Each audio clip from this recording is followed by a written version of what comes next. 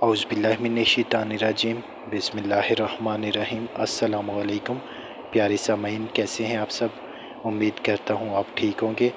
آج ہم ذکر کر رہے تھے کہ ہندوازم ورسز اسلام اور ہندوؤں کی بڑی کتب میں فتح مکہ میں دشمنوں کی شکست۔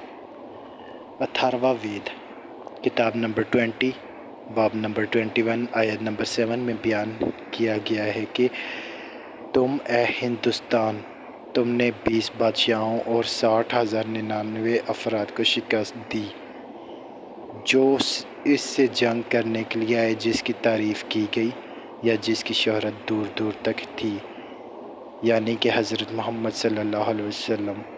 اور آگے لکھا ہے کہ یتیم تھے۔ انہوں نے اپنی کتاب ان کی کتاب کے مطابق یہ صاف ظاہر ہوتا ہے کہ یہ ذکر حضرت محمد صلی اللہ علیہ وسلم کا ہے، کیونکہ ان کی کتاب میں لکھا گیا ہے یہ کہ ان کی شہرت دور دور تھی اور وہ یتیم تھے۔ پیغمبر اسلام صلی اللہ علیہ وسلم کے زمانہ مبارک میں مکہ کی آبادی تقریباً 60,000 تھی۔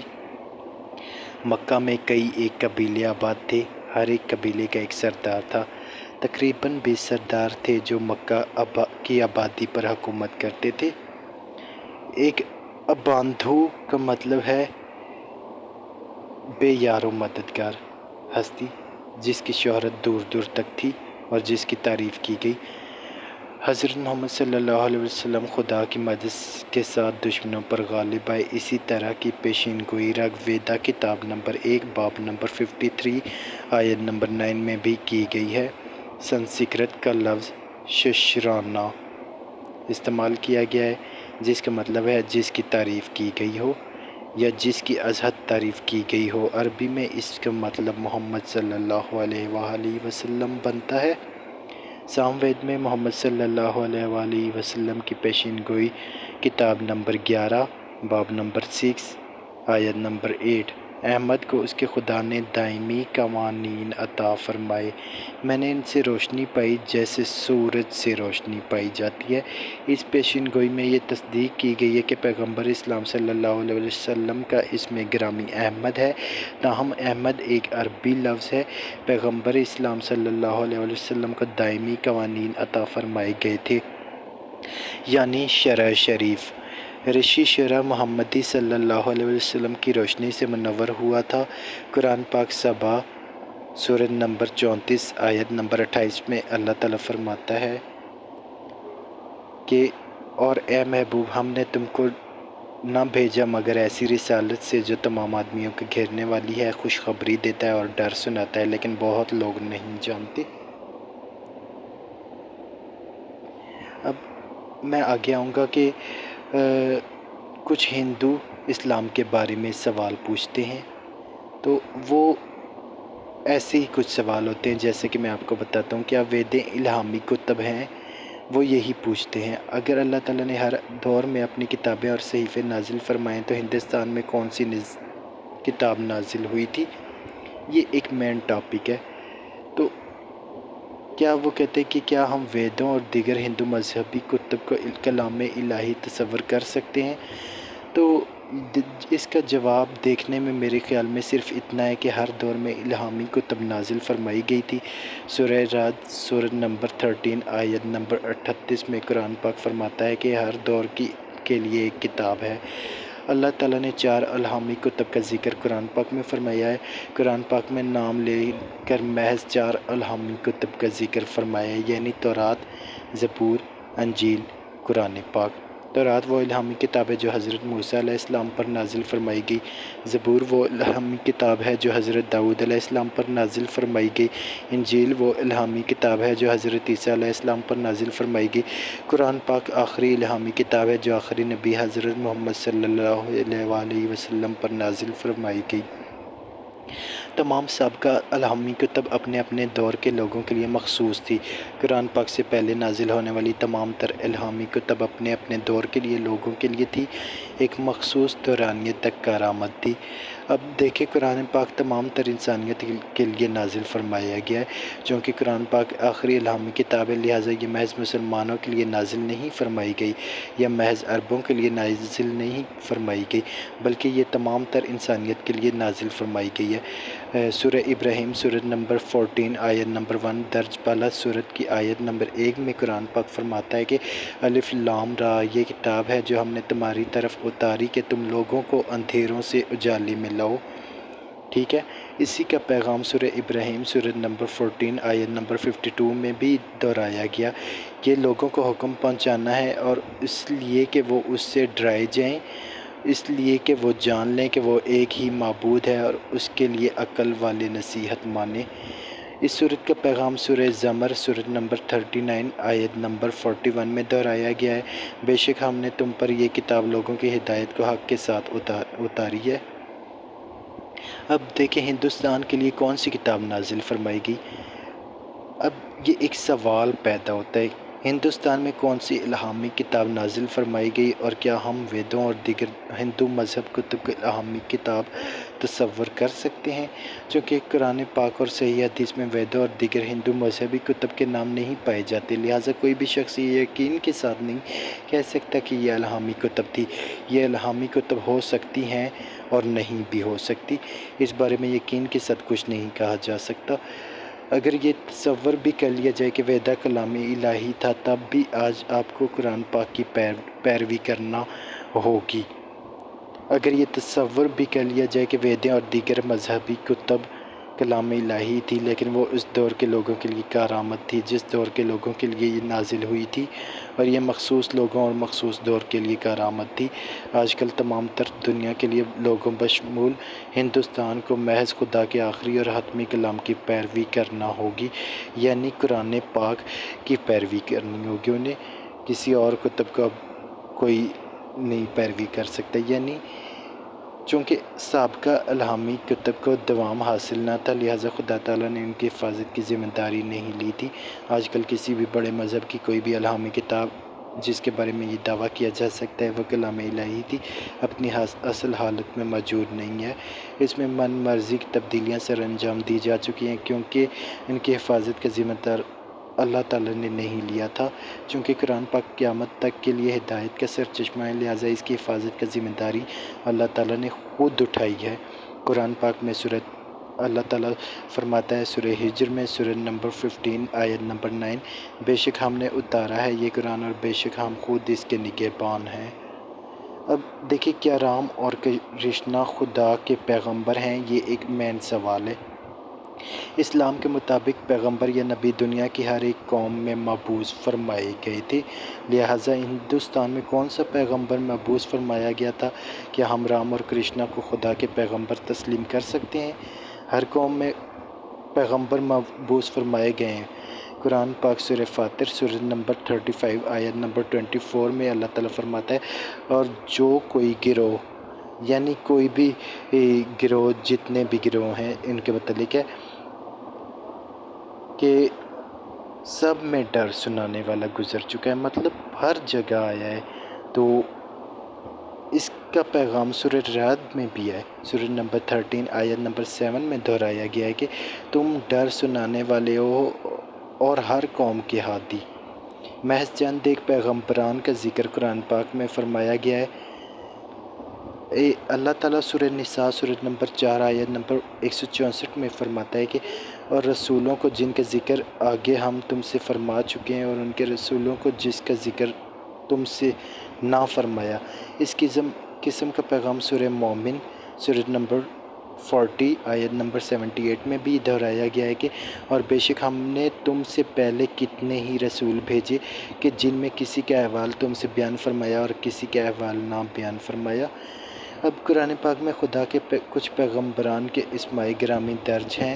قرآن پاک میں محض 25 پیغمبران خدا کے اسماء گرامی درج ہیں، جن میں حضرت آدم علیہ السلام، حضرت نوح علیہ السلام، حضرت موسیٰ علیہ السلام، حضرت عیسیٰ علیہ السلام اور حضرت محمد صلی اللہ علیہ وسلم کے نام بھی شامل ہیں۔ اب 1,24,000 سے زائد پیغمبران خدا حضرت محمد صلی اللہ علیہ وسلم کے فرمان مبارک کے مطابق اس دنیا میں 1,24,000 سے زیادہ پیغمبران بھیجے گئے تھے۔ تمام تک سابقہ پیغمبران محض اپنی ہی امت کی ہدایت کے لیے مخصوص تھے۔ حضرت محمد صلی اللہ علیہ وسلم سے بیشتر جتنے بھی پیغمبران دنیا میں تشریف لائے وہ محض اپنی اپنی امتوں کے لیے مخصوص تھے اور ان کی پیروی ایک مخصوص دور تک کے لیے کارآمد تھی۔ اب سورہ آل عمران سورہ نمبر 3 آیت نمبر 49، اور رسول ہوگا بنی اسرائیل کی طرف یہ فرماتا ہوا۔ اب حضرت محمد صلی اللہ علیہ وسلم ایک آخری رسول ہیں، ٹھیک ہے، نبی آخر الزماں ہیں۔ سورہ احزاب سورہ نمبر 33 آیت نمبر 40 میں فرمایا گیا ہے کہ محمد تمہارے مردوں میں کسی کے باپ نہیں، ہاں اللہ کے رسول اور سب نبیوں میں پچھلے۔ حضرت محمد صلی اللہ علیہ وسلم کو تمام تر انسانیت کے لیے نبی بنا کر بھیجا گیا۔ چونکہ حضرت محمد صلی اللہ علیہ وسلم آخری نبی ہیں، نبی آخر الزماں ہیں، لہٰذا ان کو محض مسلمانوں یا عربوں کے لیے رسول بنا کر نہ بھیجا گیا تھا بلکہ ان کو تمام تر انسانیت کے لیے نبی بنا کر بھیجا گیا تھا۔ اب قرآن پاک سورہ انبیاء سورہ نمبر 21 آیت نمبر 107 میں فرمایا گیا ہے کہ ہم نے تمہیں نہ بھیجا مگر رحمت سارے جہاں کے لیے۔ اس قسم کا پیغام سورہ سبا سورہ نمبر 34 آیت نمبر 28 میں دہرایا گیا ہے کہ اور اے محبوب ہم نے تم کو نہ بھیجا مگر ایسی رسالت سے جو تمام آدمیوں کو گھیرنے والی خوشخبری دیتا ہے اور ڈر سناتا ہے، لیکن بہت سے لوگ نہیں جانتے۔ صحیح بخاری شریف کی حدیث مبارکہ ہے، حضرت محمد صلی اللہ علیہ وآلہ وسلم نے فرمایا کہ ہر ایک نبی اپنی امت کے لیے مبعوث فرمایا گیا تھا لیکن مجھے تمام انسانوں کے لیے مبعوث فرمایا گیا ہے۔ ہندوستان میں کون سا پیغمبر مبعوث فرمایا گیا تھا؟ اس سوال کے بارے میں کہ ہندوستان میں کون سا پیغمبر تھا اور کیا ہم رام اور کرشنا کو خدا کے پیغمبر تسلیم کر سکتے ہیں؟ یہ عرض ہے کہ قرآن پاک یا حدیث مبارکہ میں کسی قسم کا کوئی ذکر نہیں فرمایا گیا کہ ہندوستان میں کون سا پیغمبر مبعوث فرمایا گیا تھا، چونکہ رام اور کرشنا کے نام قرآن پاک یا حدیث مبارکہ میں نہیں پائے جائیں گے، لہٰذا کوئی بھی شخص پورے وثوق کے ساتھ یہ نہیں کہہ سکتا کہ وہ خدا کے پیغمبر تھے یا نہیں تھے۔ کچھ مسلمان بالخصوص کئی مسلم سیاستدان جو ہندوؤں کو خوش کرنا چاہتے ہیں وہ کہتے ہیں رام علیہ السلام، یہ وہ تیرا بالکل غلط ہے، کیونکہ قرآن پاک اور حدیث مبارکہ اس امر کا کوئی ثبوت مہیا نہیں کرتی کہ وہ خدا کے پیغمبر تھے۔ تاہم کوئی بھی شخص یہ کہہ سکتا ہے کہ عین ممکن ہے وہ خدا کے پیغمبر ہوں، ٹھیک ہے۔ اگر رام اور کرشنا پیغمبر تھے تو پھر بھی آج بھی ہمیں نبی آخر الزماں کی پیروی کرنی چاہیے۔ اگر یہ تسلیم بھی کر لیا جائے کہ رام اور کرشنا خدا کے پیغمبر تھے، تب یہ بات بھی ذہن میں رکھنی چاہیے وہ اپنے دور کے لوگوں کے لیے مبعوث فرمائے گئے تھے اور وہ ایک مخصوص دورانیے تک کے لیے پیغمبر تھے۔ آج تمام تر دنیا میں آباد تمام تر انسانیت کو بشمول ہندوستان نبی آخر الزماں پیغمبر اسلام کی صلی اللہ علیہ وسلم کی پیروی کرنی چاہیے۔ اب ہندو مت میں اوتار اور پیغمبر کا ذکر جہاں تک ہے کہ ان کا ہندوستان میں پیغمبران خدا کا کوئی نظریہ ہے ہی نہیں، کوئی تصور نہیں پایا جاتا، تاہم ان میں اوتار کا تصور ہے، اوتار کا نظریہ ضرور پایا جاتا ہے۔ اب اوتار سنسکرت کی اصطلاح ہے۔ اوتار مطلب ہے نیچے آنا یا نیچے نزول ہونا۔ آکسفورڈ ڈکشنری میں ہندو مت کے حوالے سے اوتار کے جو معنی بیان کیے گئے ہیں انہیں سادہ اور آسان الفاظ میں کچھ یوں بیان کیا جا سکتا ہے کہ اوتار کا مطلب یہ ہے کہ خدا تعالیٰ جسمانی حالت میں زمین پر نزول فرماتا ہے۔ ہندو مت میں یہ اعتقاد پایا جاتا ہے کہ خدا تعالیٰ زمین پر نزول فرماتا ہے کسی جسمانی حالت میں، مذہب کو بچانے کی خاطر یا نمونہ پیش کرنے یا انسانیت کے لیے قوانین عطا کرنے کی خاطر۔ ویدوں میں کسی بھی جگہ اوتاروں کا ذکر نہیں ہے۔ ہندوؤں کی مقبول ترین اور ہندو مت میں کثرت کے ساتھ پڑھی جانے والی بھگود وید گیتا سورت نمبر 4 آیت نمبر 7 اور 8 میں درج ہے کہ جب بھی اور جہاں کہیں بھی مذہب پر عمل درآمد زوال پذیری کا شکار ہوتا ہے اس وقت میں بذات خود نزول فرماتا ہوں، بد کرداروں کو نیست و نابود کرنے اور مذہب کے قوانین دوبارہ بحال کرنے کے لیے میں بذات خود نمودار ہوتا ہوں ہزاروں برس بعد۔ لہٰذا بھگود گیتا کے مطابق خدا اوتار کا روپ دھارتا ہے تاکہ بد کرداروں کو نیست و نابود کرے یا مذہب یا اصولوں کو دوبارہ بحال کرے۔ پرانا کے مطابق کئی سو اوتار ہیں لیکن وشنو 10 اوتار رکھتا ہے، جیسا کہ متسیہ اوتار، ٹھیک ہے، اسے متسیہ اوتار بھی کہتے ہیں، متسیہ اوتار بھی کہتے ہیں، اس کا مطلب ہے مچھلی کی شکل میں۔ دوسرا ہے کرم اوتار، یہ ہے کچھوے کی شکل میں۔ تیسرا ہے وارا اوتار، سور کی شکل میں۔ نراسیما اوتار، آدھے آدمی اور آدھے شیر کی شکل میں۔ دامانا اوتار یا اسے وامانا اوتار بھی کہا جاتا ہے، برہمن کی شکل میں۔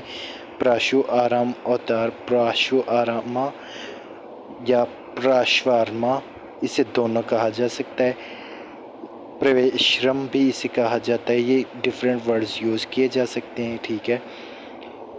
یہ کہتے ہیں کہ یہ جو پراشو آرام اوتار ہے یہ پرشوراما کی شکل میں آتا ہے، ٹھیک ہے۔ راما اوتار جو ہے راما کی شکل میں آتا ہے۔ کرشنا اوتار کرشنا کی شکل میں، یا گیتا، یہ ایک گیتا کا ہیرو ہے، ٹھیک ہے۔ ان کی جو کتاب تھی نا گیتا والی، یہ اس کا ہیرو ہے جو کرشنا اوتار ہے۔ اب بدھا اوتار جو ہے گوتم بدھ کی شکل میں آتا ہے۔ کالکی اوتار جو ہے کالکی کی شکل میں آتا ہے۔ اب رگ وید سمہتی والیوم نمبر 12 صفحہ نمبر 4309، سوامی سیتا پرکاش سراسوتی اور سیتا کام ودیالانک، یہ تمام تر مذہبی کتب اپنے قارئین کو بتا رہی ہیں کہ اگرچہ چیزیں اتنی واضح کر دی گئی ہیں لیکن اس کے باوجود بھی جو سچائی ہے وہ دور ہے۔ اب ان میں ڈیفرنٹ ٹاپک اور بھی ہیں۔ اب ہم اپنا آخری ٹاپک جو پڑھتے ہیں وہ ہے عقیدہ حلول، اینتھرومارفزم، خدا کا انسانی شکل یا انسانی جسم میں ظاہر ہونا۔ خدا کو انسانوں کو سمجھنے کے لیے انسانی شکل اختیار کرنے کی کوئی ضرورت درپیش نہیں ہے۔ بہت سے دیگر مذاہب کبھی کبھار اس فلسفے پر یقین رکھتے ہیں کہ خدا انسانی شکل اختیار کرتا ہے۔